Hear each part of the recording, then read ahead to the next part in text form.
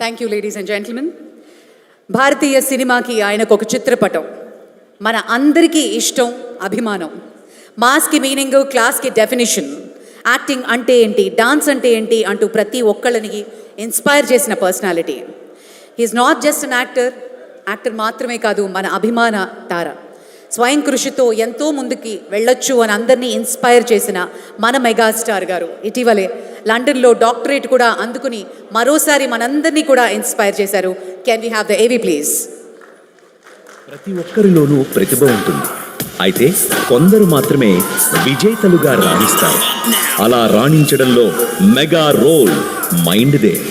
ఆలోచన ధోరణి సరైన రీతిలో సాగితే ధరణిలో ఉన్న స్థానం నుంచి ఉన్నత స్థానం చేరుకోవడం సులభతరమేనని తరతరాలకు చాటి చెబుతూ వస్తున్న అలాంటి ఓ విజేత కాదు, విశ్వ విజేతే మన మెగాస్టార్ చిరంజీవి. చి అంటే చిత్ర, రం అంటే రంగంలో, జీ అంటే జీవితకాలం, వి అంటే విజేత అన్నట్లుగా సినీ ప్రస్థానం సాగిస్తున్న మెగాస్టార్ నాడు నేడు ఏనాడు స్వయం కృషి అనే మాటకు బ్రాండ్ అంబాసిడర్ అనడంలో ఎలాంటి అతిశయోక్తి లేదు.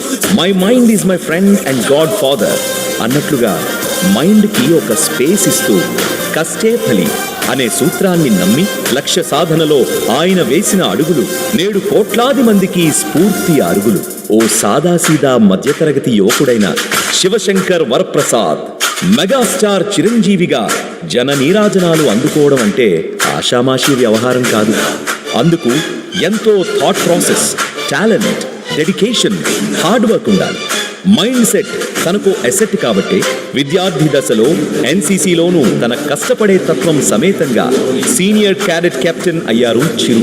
ఆపై చిత్రరంగ ప్రవేశం కోసం మద్రాసు వెళ్లి పలు ప్రయత్నాలు చేశారు. ఆ తరుణంలో చక్కటి బ్రెయిన్ ఫంక్షన్తో, మైండ్ కంట్రోల్తో సాగి చిరుచిరు వేషాలతో వెండితెరపై బుడిబుడి అడుగులు వేశారు. ఎన్నో ఛాలెంజెస్ ఫేస్ చేసి మరీ ఫేస్ ఆఫ్ ఇండియన్ సినిమా స్థాయికి ఎదిగారు.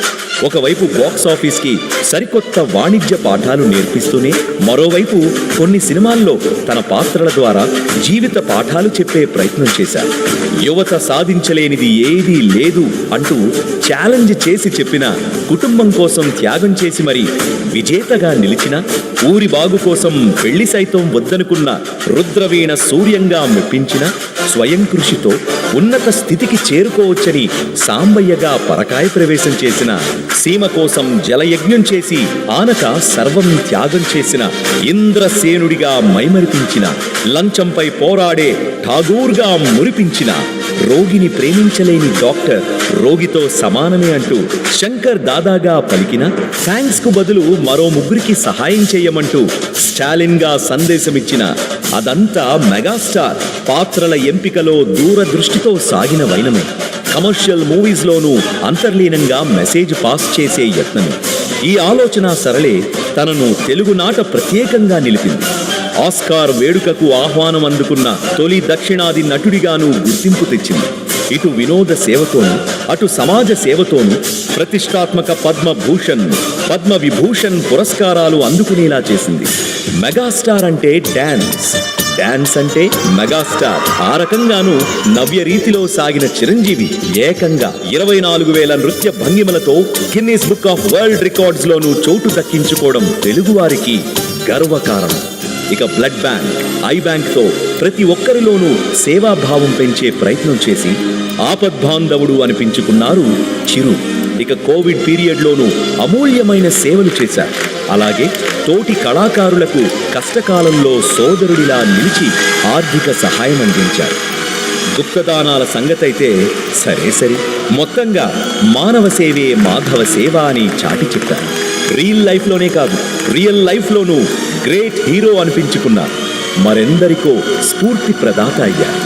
మైండ్ స్పేస్ బాగుంటే చరిత్రలో మనకంటూ మెగా ప్లేస్ ఉంటుందని చాటి చెప్పిన ఆపద్బాంధవుడు, అందరి వాడు అయిన మన అన్నయ్య megastar Chiranjeevi. Hats off to your mega mind space. Thank you so much for gracing the occasion Chiranjeevi గారు. ఇక నాయకుడు అంటే ఎలా ఉండాలి? నలుగురితో ఉండాలి, కష్టం వచ్చినప్పుడు ముందు